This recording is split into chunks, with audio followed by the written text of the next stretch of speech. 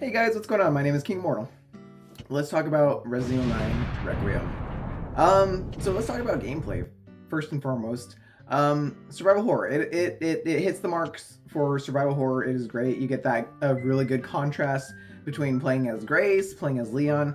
They contrast each other so well because you have Grace with the slower, almost stealth-like sections being hunted down by the girl.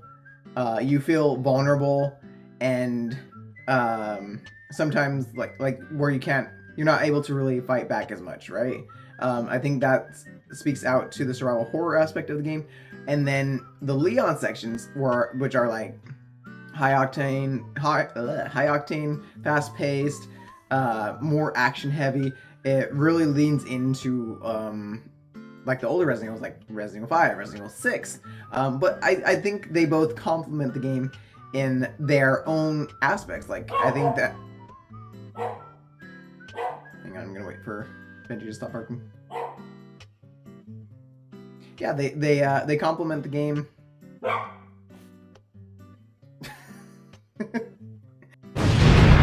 They complement the game in their own unique ways. However, I do believe that once you go to Raccoon City, I believe the game suffers from an oversaturation of Leon. And let me explain. So that contrast that I was talking about, it only really works when you're getting the small doses of the Leon gameplay. I feel like the game shines its brightest whenever you're playing as Grace. That's when the game feels the most like a survival horror experience, and then you get those little peaking moments where you play as Leon for a couple minutes or so, and then it amps up the intensity. But once you go to Raccoon City, you're Leon for a long time, and then you don't see Grace again for until like the last quarter of the game, I think. So I feel like I said, it's a good contrast, but only when you have those small doses of the Leon sections. I feel like, yeah, like the second half of the game, it just has an oversaturation of it, where I feel like it was kind of overdone. Don't get me wrong, I don't have anything against Leon. I liked playing as Leon, but I definitely didn't have as much fun playing as Leon as I did playing as Grace. Especially once you do get a hold of Leon for the long section where you do play as Leon.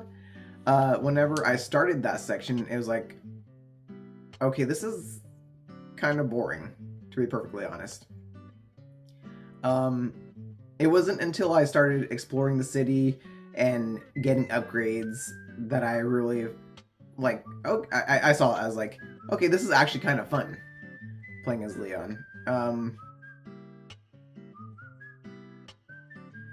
Let's see what other. Oh, that's right. So, let's talk about the first person and the third person perspectives of the game. I don't.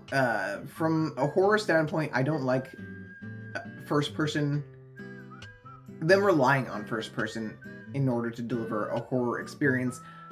As I've said before, if it was truly horror, if it was an authentic horror experience, then it should feel like that, regardless of if I'm playing on third person or first person camera perspective. And I feel like this game doesn't really do that. They leaned heavily on relying on first person camera in order to deliver a horror experience.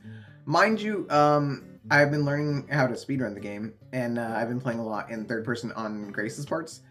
They do a little bit of things in order to make it feel more intense. Like when the girl's chasing you, Grace will stumble and like fall to the floor and be like, so it's very dramatic, right? Like it's supposed to make you feel like you're vulnerable, which that makes sense. But I don't know. Like I said, it just doesn't feel like a complete horror experience whenever you're playing in the third person camera. Let me give some examples because somebody did ask for examples Silent Hill 2 Remake does a great job of being a third-person survival horror game that still instills the overwhelming feeling of dread that horror is supposed to give you when you play a horror game. Especially when you're in Toluca prison. It's pitch black, but you hear all these noises, everything, like whatever is shifting around within the dark. It's a great atmosphere. You get that feeling of dread. You're like, I don't want to go in there. I don't want to move forward. I don't want to hit a button right now. Like, that's that feeling of dread that I'm talking about. Another example that I gave was Clock Tower 3 from it's an older game, PS2 title, but it gives you that feeling of dread and horror, because you never know when the killers are going to come out and hunt you, and it's seemingly random too. Whenever they actually come out and hunt you, you're very vulnerable. Like you're defenseless against them typically. Your only options are to hide from them until you get like the bow or whatever, and you start fighting back. But it amplifies the horror, and it feels like a horror experience whenever you're out there, and the killers they're just lurking wherever. And so I definitely think that Resident Evil 9 could have captured this essence in third-person perspective as well. Let's see, what else do we talk about as far as Resident Evil 9 goes? Story. I think the story is great. Let's talk about the villain specifically. What is his name? Dr. Victor Gideon. He, just right there in the middle. He's a 5 out of 10 for me. He's not particularly a great villain, not particularly a bad villain. In my opinion, he's just kind of there. And you gotta defeat him to beat the game, so to speak, right? I get that he was Spencer's student. He worked for Spencer, whatever it was, I forget now. But yeah, he didn't really feel like that villain aspect for the game, I feel like. Whereas I think Zeno was built up better as a villain because he's like connected to the government, and he was covering up certain things that happened in Raccoon City. And overall, he felt like the guy with the plan, the mastermind behind the scenes, like Wesker did when Wesker was the main villain for the franchise. So I really don't like the way that the direction that they took with getting Zeno out of there, and then reaffirming that, yes, Dr. Victor Gideon is the villain of this game. Like, I get that he was an antagonist, right? He kidnapped Grace, but he's no more of a villain than Zeno was. He they spent so much time building up Zeno as a villain that I feel like it's just a slap in the face to cut his time short, and then you don't get a final boss fight against him. Oh, that's right, Emily. I love how Emily felt with Grace. I love their dynamic. Like, instantly, Grace just felt that nurturing aspect towards her. Like, she had to take care of her. She had to protect her regardless of what was happening. It was cool to see that. It makes you think of Claire and Sherry's dynamic, their bond that they share. Claire getting her out of Raccoon City and all that stuff. It very much reminded me of that with Grace and Emily. Spoiler warning, I don't like the fact that they decided to kill Emily in the story, and then we don't see her for the last half of the game.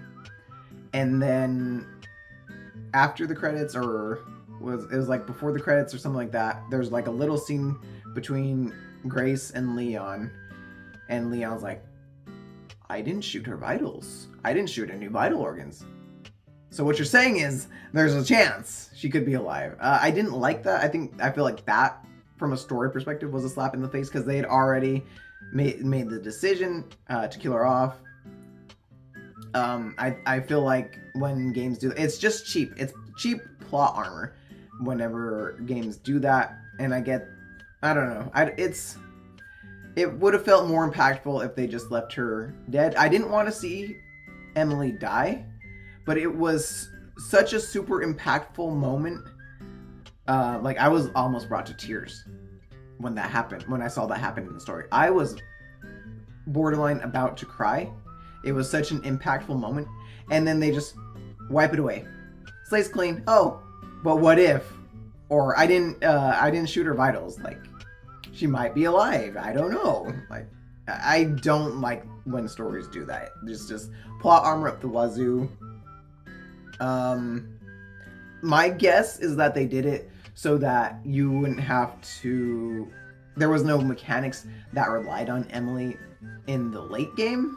That is kind of my guess on it, but I don't know. I can't say for sure. I just don't like that story aspect. It's either she goes with Grace to Raccoon and like through the rest of the game, and she's alive at the end, or you kill her off there and that's that. Not, oh, but there's a chance. That's what feels like a slap in the face to me. Overall, minus like the things that I call out that I don't like about the game, overall it is a great experience. It's very survival horror, in my opinion. In my opinion, it actually goes back way further to the Resident Evil roots than they claimed Resident Evil 7 did. Resident Evil 7 was supposed to bring the franchise back to its roots. No. Resident Evil 9, yes. It absolutely feels like classic Resident Evil at some points. And it's not just the nostalgia either. It genuinely feels like a Resident Evil experience through the vast majority of the game. And that's what I love about it. Resident Evil is back, so to speak, right? I don't think 7 and 8 really did justice to the series, because I will argue this all day. Resident Evil 7 and Resident Evil 8 are great games. They are not good Resident Evil games. Resident Evil 9 is an amazing Resident Evil game. Absolutely amazing. Phenomenal. Minus some nitpicks here and there, it is a phenomenal game. So my final review of the game, I would put it as a 9 out of 10. However, one section in particular makes it bring it down by 1 point. That is the point with the elite soldiers, where you're forced to fight like so many of them at a time, and they just absolutely shred your health. That part of the game makes me feel like, what were they actually thinking? What was the goal with this? I know the game tells you to shoot the liquor case to help you, but you literally can't see that liquor case from any angle unless you're staring it head on. And you have to cross the initial walkway to get to the ladder. That's fine. They give you smoke to cover you. Climb the ladder, cross the catwalk, where they can still shoot you from the catwalk, and then drop down and then make your way, go around to be able to see the liquor. That was so infuriating. It made absolutely no sense why the gunplay felt that. It just felt unfair. And I was playing on classic difficulty, the one with the ink ribbons, but it just felt unfair compared to the rest of the game. So that alone brings it down to an 8 out of 10 in my opinion. But yeah, it is just an absolutely great game, minus like a few flaws here and there. But what game doesn't have flaws? Oh, and then really quickly, before I let you guys go, I'm I just want to throw this out here. Why, like, I see so many content creators, I see so many people posting spoilers in their thumbnails. I'm like, guys, come on, the game just came out. Let people have a chance to enjoy it first. Not everybody has a chance to buy games brand new. So let's be fair. Like, give it a little while before you start posting spoilers. Like, and if you have to post spoilers, don't put it in the thumbnail. Put a spoiler warning. Don't put it in the thumbnail. Don't be that guy. Just don't be that guy. Thank you guys so much for watching. Be sure to like, comment, and subscribe. My name is Kin5 Immortal, and I will see you guys in the next video.